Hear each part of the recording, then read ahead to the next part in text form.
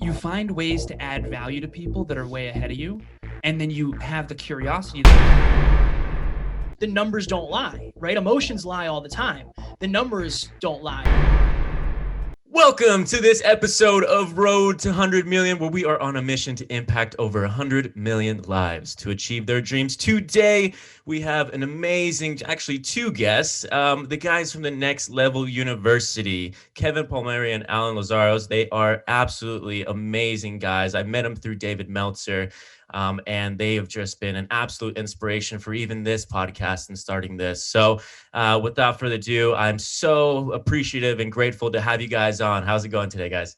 We're living the dream. You keep bringing that energy. I'm going to have to challenge you to an energy duel, my friend. We are doing very well. We appreciate the opportunity, my friend.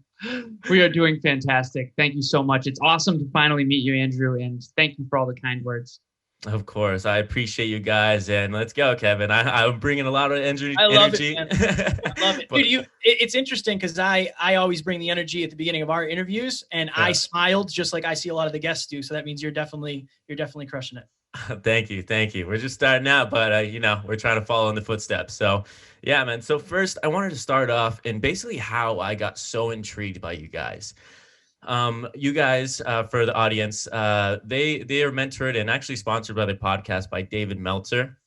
And one thing I noticed when they started getting on calls and doing a lot of the kind of live shows and whatnot, I noticed these guys had such amazing questions. Like not only that, but once I started listening to your guys' podcast, the questions you guys ask each other and ask yourselves, like the importance in understanding how to ask those questions. I think, like Napoleon Hill says, judge a man, but not by his answers, but by his questions, and that was something that I really live by. And so I kind of wanted to touch on both of you and see, the importance of asking those right questions and how to know if you're asking those right questions. Goodness. Fire question. I think it's interesting because I think I'll speak for me first, but I think Alan's just naturally more curious than I am. I just think you always have been that way. For me, I've always wanted to blow people away with my questions because Andrew, I think for me, it's the underdog thing of like, when you come on this show, I want you to leave and say like, oh, those guys are something different. So I think I dealt with super anxiety. So I had to over prep. So my goal was always to ask a question that the guest had never been asked before, even though I already knew the answer. Very rarely does the guest say something about themselves that I don't already know. It's my job to transcode their story to the listeners. So I think that's where I really practice that. But I think it's when it's on a solo episode with Alan and myself, I think it's a similar awareness of like, there's really nothing I can't ask Alan that he'll be able to add value on. Right. So I think it's like the ability to pitch and catch with somebody who won't leave you out to dry. You know what I mean? Like you're going to come across that as you interview people. Like you might ask somebody the best question in the world, and if they don't have the capability of answering it, they're going to go right around it, and it's not going to land. But that doesn't really happen with us, I don't think. No, not often. So I'll start with this. So the unexamined life is not worth living. I think it's Socrates. To me, like Kevin said, I said this to one of our friends recently. Curiosity may have killed the cat, but it made the man or the woman. Curiosity is so important. I don't know where it came from for me, but I have an insatiable curiosity. People used to, if you guys have ever seen the show Friends, there's this one scene where Ross, he's like the smarter one, right? Or whatever. And he wrote a comic book of a superhero and Phoebe ends up finding it. He wrote it when he was a kid. And the comic book was a knowledge man or something like that. And what's his superpower is what Phoebe asked. And he said his superpower is a superhuman thirst for knowledge. I've always had that. And so I'm always so unreasonably curious about why things are the way they are, and so what are some of the questions that I ask myself often? Where am I chasing pleasure at the expense of fulfillment? Where am I the most fulfilled right now? What am I not doing that I know I should? Where am I maximizing my potential? Where am I not maximizing my potential? What I've been doing recently, where am I letting myself off the hook? Where am I negotiating with myself when I've said these should be non-negotiables? You pick up over time that the people who contemplate life the most end up knowing the most. And I'm very blessed to have tons of mentors, David Meltzer being one of them. That dude has spent his entire life contemplating the universe. That's why he knows so much and can do seemingly impossible things. And so I think an insatiable curiosity is something that drives me every second of every day. And my girlfriend is like that too. Thank goodness. Because her and I, even last night, had an hour-long deep talk, just like if we were on a podcast. I love that. I love that. Cause me and Jacob are exactly the same way. Like our Friday nights off or getting together and kind of just brainstorming and asking like, where can we kind of be better? Where can we kind of do this? And it just starts with those first questions of like, where can we do like where are we not failing enough? Like, where do we think we're too good? Like we're constantly trying to check ourselves and check our own egos. So I absolutely love that because that's just something I picked up from you guys. But another thing that you guys are absolutely like dead on is, understanding you guys' KPIs and PPTs. Like if you guys could explain a little bit about that and also break down to like a very tangible, like how can people actually, go and be able to keep track of their KPIs and understand, the frequency of how often they should be looking at them and how often they should be checking and making sure they're in track and on check, right? So if you guys can just speak a little bit on those, I think that would help the audience a lot. An Alan answer. I'll let you start. Okay, sounds good. So for me, I look at 4 things whenever I coach an individual. The first one is, where are they right now in their personal development, physically, mentally, emotionally, and spiritually? The second one is, which direction are they headed, up, down, or neutral? The third one is, how quickly are they accelerating in their growth? And then the fourth one is, how quickly is the acceleration accelerating? And so those are the 4 facets. And for me, it's goals, core values, and beliefs. And that's kind of someone's alignment to their true north. I have a necklace around my neck. So to answer your original question, though, a KPI is a key performance indicator that basically indicates whether or not you're making progress in alignment towards your highest self. And so when I'm coaching someone, I need to figure out what needs to be measured in order to see whether or not they're winning or losing at their own game. And peak performance tracking, you mentioned PPT. Peak performance tracking is something that our team at Next Level University all uses and many of our clients use as well. And basically it's this. So, okay, let's say you have a goal to lose 20 pounds in the next 20 weeks. Okay, awesome. What needs to be measured in order to see if you're making progress towards that? Obviously, you got to step on the scale. If you want to lose 20 pounds in 20 weeks, that means you have to lose a pound a week. Okay. So the goal is 20 pounds in 20 weeks. The KPI is, how many pounds per week are you losing? If it's 0.8, that means we need to exercise more and eat less. If it's 1.2, that means you are ahead of schedule. And so a KPI is one indicator along the journey. Peak performance tracking is basically 12 habits that you track. It's called a daily dozen. You can do 5, you can do 10, you can do 12. I've seen one person do 17. One of my clients was absolutely insane with that. Yeah. But basically we have a percentage every single day that we get on how many, this is what I intended to do today. And then this is what I actually got done. And then you kind of check in with that. And then you notice over time, like, oh, okay, so I haven't been journaling. So this past month, I've got like a goose egg on journaling. At least now I'm aware of where I'm, what we refer to as jeffing, where I'm failing. Yep. I think it's an awareness thing. And we have our business model up because we're always looking at it and trying to improve it. And basically it's, and Alan would love that I'm going to say this. This is going to be a moment for you. We're able to make data-driven decisions versus emotional. Like as an entrepreneur, you feel like you're losing most of the time. But the numbers don't lie, right? Emotions lie all the time. The numbers don't lie. So I try to use the analogy for podcasters. You're a podcaster, right? Mm-hmm. If I told you the 15 most important things to do every day, those are your KPIs. Are you doing consistent content? Like really good, high quality content? Yes. Are you getting on other shows? Yes. Are you posting to social media? Are you having tier 1 guests? Blah, blah, blah, blah, blah. Right? It just, you have something to measure against. And Alan's the one who introduced me to that. And it's been a huge win for me because I have 15 things. I have 15 things that I'm supposed to be doing every day. When I'm not doing them, I know why I'm not winning, and it in a weird way, it's like this, it's a good knowing. Even if you're screwing up, you know why. I'd rather know why. I'd rather have the awareness to know why I'm screwing up. One thing I want to add too is, even when you're not getting external results, at least you're putting in the effort. Because as you know, habits come before results, right? Like Tom Brady had great habits before he was Tom Brady.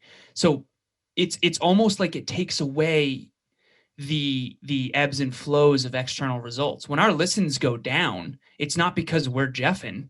It's because it's the ebbs and flow of it. So we're not going to take the emotional hit. Are we doing what we said we'd do or not? And then there's two things really that matter. Do we have the right trains rolling? Are we keeping momentum and accelerating those trains? And are we stopping the wrong trains? That third one is the most important, in my opinion, not to invest time, energy, and money into trains that really need to die or go away. Pretty hardcore. Oh man, that's absolutely beautiful, because I love that as far as like the peak performance tracking down from goals to habits, and also as far as the KPIs of understanding, like, you know, the non-negotiables you talk about. Like I have about 10 non-negotiables during my normal routine that I have to get done. Like those are non-negotiables, right? So it's like if I'm not doing those, and recently, like this probably last August when I started actually tracking them, I had a habit tracker and making sure, and I'm like, man, I am not doing as good as I thought I was. You know, I have all 10, and you think, yeah, I'm hitting it all day. And you're like, oh, wait, I missed that day. I missed that day. I missed that. Like you start to see and actually see on results on paper, not just how you feel like, yeah, I feel like I did good. So I absolutely love that data over it. But another thing I wanted to touch into too is you guys have some pretty amazing relationships, like not only in business and in personal relationships, but intimate relationships too. So I want to talk about a little bit of one, how did you go from, because for me, getting in entrepreneurship and going through this kind of shift and transition and perspective and trajectory, you go through that transition of kind of, you realize like a lot of the people you surround yourself with aren't really on that same trajectory. So you have to, it hurts to come, not, I don't want to say fire friends, but like make new friends. Mm. And so how were you guys able to make and build those and relationships that were also aligned? Like, it seems like you guys have like the most beautiful relationships. And I'm like, just getting into that moment of like, okay, where I'm starting to make those relationships, like me and Jacob, like, you know, he was my first accountability partner, where it was like, hey, we were getting lonely over here. Like we would, nobody like talk the same language as we did. And so, you know, how did you guys kind of, you know, cultivate or attract those relationships, and how do you continue to build them? I think we're going to probably have different answers in terms of like our friendships and mentors. Alan's brought a lot of them. Like, again, I'm not delusional enough to think that I'd be working with Dave if it wasn't for Alan. Like Alan's a huge reason why that happened. So a lot of the credit I have to give to Alan. You can cut that part if you want. I have no problem with that. But I think it's having the same goals and beliefs and values. I think that one of my favorite quotes, and I think I said this in my story today, are the people in your life the best from your past or the best for your future? A lot of people are living through nostalgia. We used to do this together. You know, we went to high school, we went to college, we grew up in the same town on the same street. Like, I love that. And I think that's great. But if that's not bringing you to your goal, are you willing to trade in the success you want for your friendships? That's a simple, I think I'm good at that because I've always had a very small core group of friends. And for me, I like Andrew, I traded in everything for this, everything. You know, I've given up a lot. And for me, I want to make sure I'm aligned with the people who are going to help me get there and the people I can help get there too. And then in terms of like intimate relationships, when people say you should go be single for a while, I think what they're actually saying is you should go improve for a while. And I think there's a disconnect between being single and being miserable and being single and getting better. The only reason I'm capable of attracting and sustaining the amazing relationship I have is because of the person I've become. That's the only reason. It's because I am patient enough to have the hard conversations. I am responsible enough to hold up my end of the bargain, right? Extreme ownership. My girlfriend and I had a really hard conversation last night, one of the hardest ones we've ever had. But we're closer today because of it. And we're already making changes in the business because of it, right? Like, she's the ride or die for me. So for me, it's like, how do I make that work? I think for me, I just have to be better. That's always the answer for us, is just be better than we are. Fireman. I appreciate that. And when he met Taryn originally, I would argue that Taryn was more growth oriented because he met her how many years prior? I met my girlfriend when I was a bodybuilding bro, and I had never read a book. At that point, I had never read a book. I didn't know what personal development was. There was no vision of having a podcast. That was probably like 5 years ago. Yeah. Jacked though. I was jacked. He thought that would solve all his problems. That's about all I had. But I think then he became the man that could attract and sustain a relationship like that. And then naturally it aligned again. So to answer your original question about relationships though, I'll say this story because I think it will resonate. So imagine you're in the gym and Kevin's in the gym and he's squatting 3 plates on each side, so 315 pounds. Okay, the percentage of people that can squat 315 pounds is fairly low, in a normal statistical population.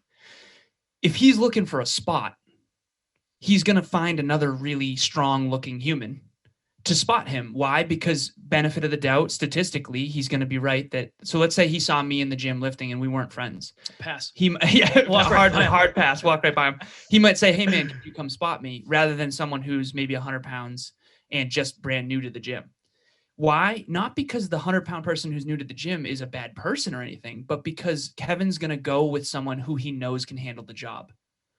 The reason why I tell this story is because I have this one mentor who's changed my life, and he was the COO of iRobot, and he's been the CEO of several billion-dollar tech companies. And I don't say that to brag. I say that because he's changed my life, but he's not like on Instagram saying, hey, do you want business advice? Right. So the people who are at the highest levels in life in terms of success, they're not going to seek you out necessarily. They'll seek you out to buy their book, but you're going to have to be really proactive about, if you want to get around people that are wiser, have more knowledge, more experience, and who really are just ahead of you in the success journey, you're going to have to be proactive. Now, if Kevin reaches out to me for a spot, that's because he believes on some subconscious level that I'm on his level. That's the law of attraction at work.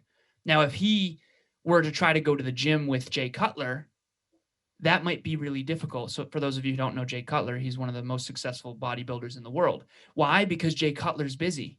Jay Cutler's not going to say, hey, Kev, can you come to the gym with me? And I think it's a hard truth, but it's important. Ladies and gentlemen, if you are watching this or listening to this, it's obvious that you want to get to the next level of your life. We can help you get there faster. In 3 months from today, your life can look completely different. Here's how. Group coaching. Here's what you're going to get. So you're going to get bi-weekly calls with Kevin and myself. You're going to be on a team of 10 like-minded, growth-oriented individuals. You're also going to be in a WhatsApp chat with Kevin and I and the entire team, 24/7 access to chat. Also, you're going to get bi-weekly progress reports and peak performance tracking. Guys, this is a great opportunity for those who can't afford one-on-one coaching with Alan and myself. We have helped dozens and dozens of people get to the next level at this point. Go to nextleveluniverse.com, click group coaching, or find the link in the show notes. Talk to you soon. So how do you build amazing relationships? You find ways to add value to people that are way ahead of you. And then you have the curiosity that we started with to really try to learn from them. That's really how we got Dave Meltzer as a mentor. We were just insatiably curious. And the questions that I asked him intrigued him enough to really want to learn more about us. And I just would encourage everyone to do that. And I sat through an enormous amount of pain. For sure. This is what happened, Andrew. We drove to New Jersey to see Dave Meltzer speak. We live in Massachusetts. So for us, it's like a 4-hour drive. Okay. We got there and the schedule was screwed up. He had already spoken. We saw Michael Burt speak, and then Alan went up to him and we ended up getting him on the podcast. We're getting ready to leave. And some lady walked up to us who organized the event and said, hey, where are you guys? Like, what are you guys doing? And we were like, we were here to see Dave Meltzer speak, but we missed him. We missed him speak. And she's like, you know what? You guys got to meet him. I have a feeling about you guys. And she literally walked us down the hallway. After taking pictures with us. And said, Dave's doing a meetup right now. Like, pull up 2 chairs. And then Alan talked about power versus force. And I'm sitting there just like, oh my God, I can't take any more of this because I was in so over my head. But that was what it took for us to do that. 3 hours straight. Yeah. With Dave Meltzer. It was brutal. Wow. Okay. Fast forward. We find out Dave Meltzer's coming to Boston. We book a hotel at the Hilton. We take one of the beds and stack it on top of the other bed. And Dave Meltzer comes to our hotel room and we interviewed him. And it's like, he saw that like these guys aren't going to stop. Like we tore apart the whole hotel. $500 hotel room. Yeah. We did not have that money. No. We broke one of our lights. Like we broke our equipment. Yeah. But I think it's like. It's the darkest interview ever. It was brutal. It was brutal. But it's one of those things of like, I think naturally when we meet somebody, we say, how committed is this person? How committed are you to getting better? How committed are you to being fulfilled? How committed are you to your relationship? That's the question I would ask if you're watching or listening to this. There's a big difference between being in a relationship and being committed to a relationship. There's a huge difference. I will die for this podcast. I've almost done it. I will die for my relationship. I haven't almost done that. But that's how committed I am. There is nothing else. There is nothing else for me other than my relationship with my amazing girlfriend and our listeners, our amazing family. But this journey is like, I'm committed all the way. And you can tell, right? You can tell. That's why you're pulled to us. Absolutely. And I love that. And even that meetup, I actually remember while I was working for David, going through and cutting up that content. And you guys were sitting there and talking about it. I'm like, no way. And I think I said it to Kevin. He's like, yeah, that's the first time we met Dave. And I was like, it's just so real to just hear that story now, and like how I was just sitting there and just going through the content. I'm like, that's Kevin and Alan. I'm like, so crazy. But with that said, like, it was a long journey of commitment, and that you guys, from where you started, so I mean, you guys are what, over 400, 500 episodes, somewhere around there? 560. Wow. So that's one thing I want to touch on is kind of that patience. That feeling like most entrepreneurs feel of like feeling stuck. They're putting in all the work, they're doing everything that they told themselves they would do, and they're hitting all their marks, but nothing's happening yet. Like, where does that like patience come from? Especially because, whether you guys are ahead of where you thought you'd be by now or behind, like it still takes patience to be able to produce those 560 episodes, So it's like, where does that patience, and how do you kind of stay in that flow of patience? I'm so excited Go right ahead. now. So if anyone is out there listening and you're not driving, I seriously recommend just grabbing a pen and paper real quick, because this will change your life if you're not aware of this yet. So it's called the consistency flip, and it's called the bow tie. So there's an arrow from the bottom left of the page. Oh yeah, here we go. From the bottom left of the page to the upper right of the page, and then another arrow from the top left of the page to the bottom right. So it looks like a bow tie, okay? Now, the first arrow from bottom left to upper right is results out. From the upper left to the bottom right is effort in. At the beginning of any journey, fitness, entrepreneurship, you name it, even a relationship, intimate relationship, the level of effort in is a level 10 for almost no results out. Okay, then eventually it becomes 9 and 1. Then it becomes 8 and 2, 7 and 3, 6 and 4. Eventually you get to 5 and 5. That's the center of the bow tie. And by the way, that's in entrepreneurship, that's 5 or 6 years in, depending on how quickly you accelerate. But eventually it flips. Okay. And eventually you get to the point where it's the other way. It's level 4 effort in for level 6 results back. Then it's, level 3 effort for 7 back. And eventually it's 10 and 0. Joe Rogan can never podcast again for the rest of his existence. And you and me and Kevin will never catch him. Here's why. He did it longer than anyone else, more consistently than anyone else.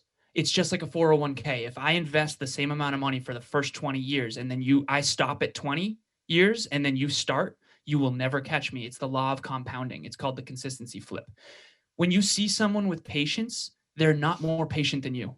They're more aware of the future and the compound effect. Einstein called the compound effect, or the law of compounding, the 8th wonder of the world. Don't trust me, trust Albert Einstein. Consistency is the game. The last thing I'll say before I let Kevin go on this question, with consistency, almost anything is possible. Without it, honestly, almost nothing is. And I want everyone listening to really think about what I just said. With consistency, almost anything is possible. Without it, almost nothing is. And that's why we appear so patient. We're not as patient as you think. And I think the most important thing that a lot of people don't talk about now, especially now in the space where everything's digital and you can be an entrepreneur tomorrow if you want. Right. If it's not something you love, it's going to be way harder. Like, we love podcasting. The fact that we get to go on your show, we get to come here, is amazing. That's a 10 out of 10. Like, we love that. So thank you. It's different than like if you said, Kev, I want you to go hang a picture. If you asked me to hang a picture every day for 560 days straight, I wouldn't do it. Right. I can guarantee it. It's not aligned for me. So if you're early in business, you'll see this a lot. Like, I'm a social media marketer. I'm a social media manager. I'm blah, blah, blah. Are you doing it for the result? Or are you doing it for the journey and the process and who you'll become? I think there's a big difference. Like, we love podcasting. It's easy to podcast broke when you love podcasting. Right. We didn't get into this to make money.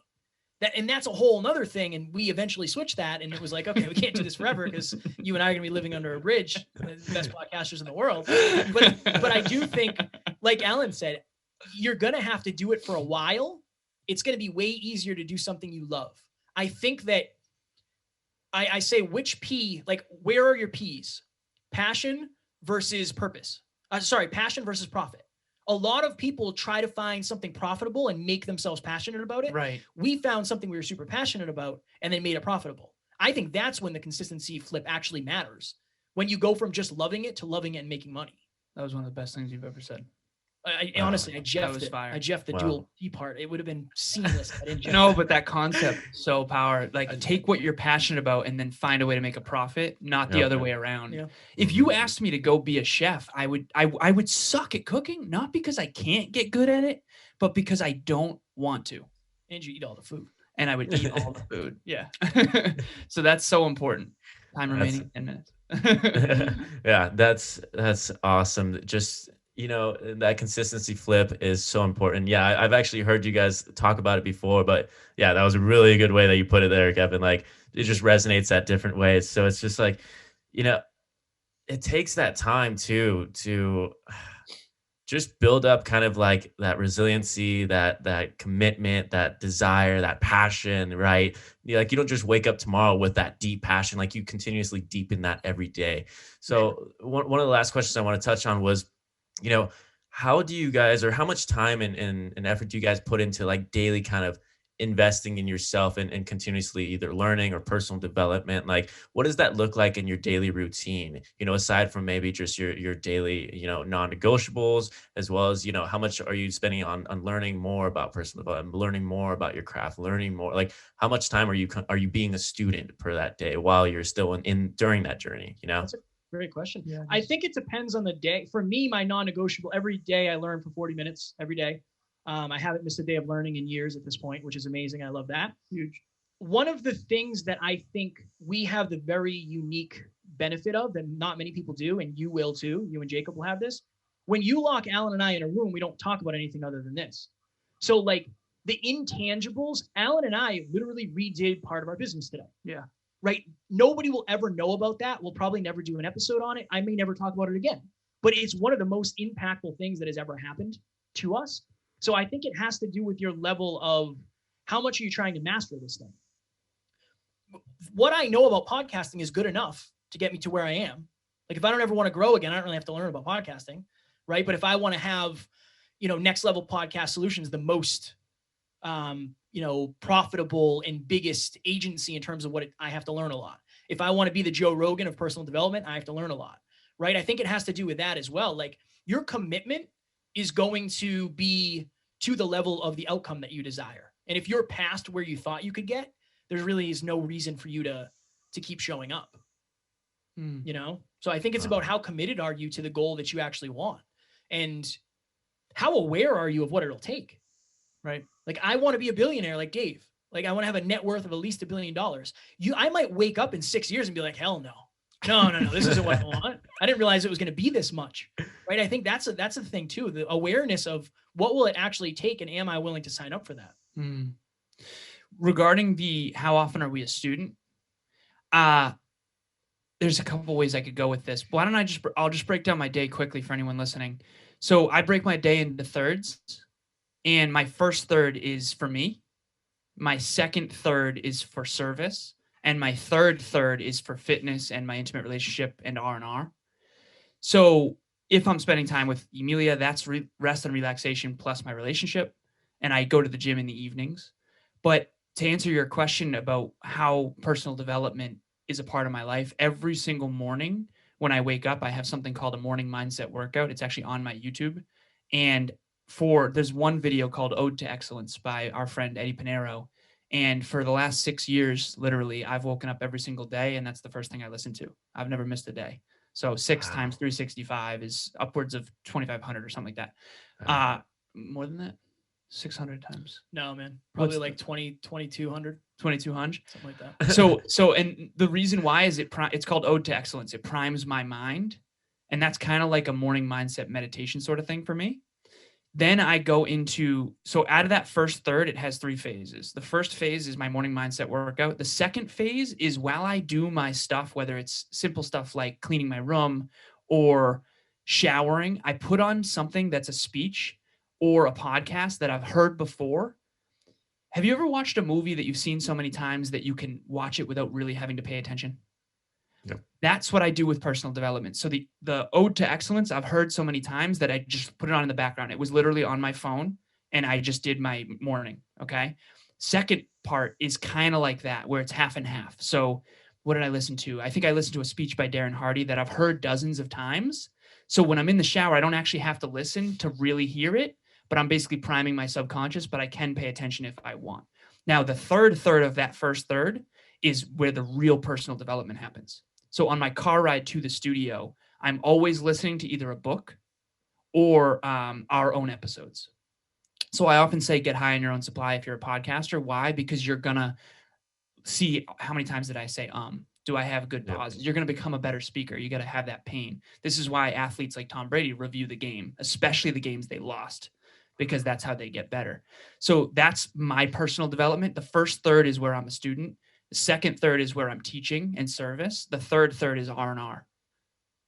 Wow. I absolutely love that. And I'm going to just start listening to all the podcasts back every single time. I have to go back to this one for sure. I got a lot of notes to take down, but absolutely amazing. Like, just the way you guys have been able to structure out and be able to actually, make a sustainable process of building and constantly doing that incremental growth, right? Versus kind of the ebbs and flows. You take your emotion out of it, and you guys just have such a great approach to being able to set yourself up for success every single day.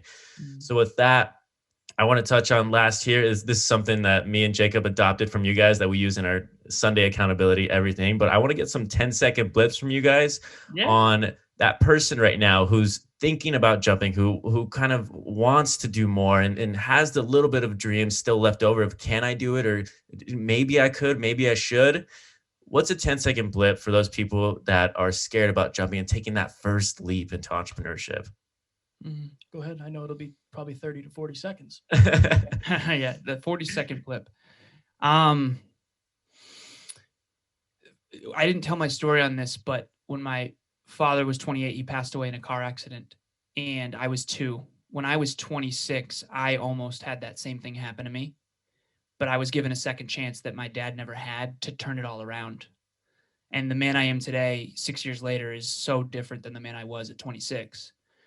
I would say this: you have a spotless future, but you'll regret it if you don't take advantage of it. There are so many people out there that wish they had a second chance, and this is yours. Beautiful. All right. I would say, honestly, the leap is the easiest part.